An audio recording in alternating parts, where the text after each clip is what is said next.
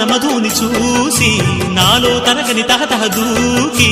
నీకై తరగల పరుగులు తీసి చేరే వేగమిది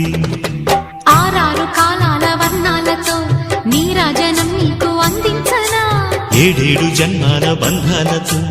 ఈనాడు నీ ఏడు పండించనా మరి తయారయ్యే ఉన్న వయ్యారంగా సయ్యత్తు ఒళ్ళోకి వాలంగా చూసుకొచ్చానమ్మా చూడు ఉత్సాహంగా చిన్నారి వన్నెల్ని ఏలంగా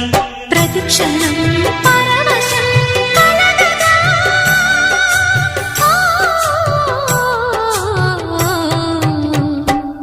మనసా పలకవే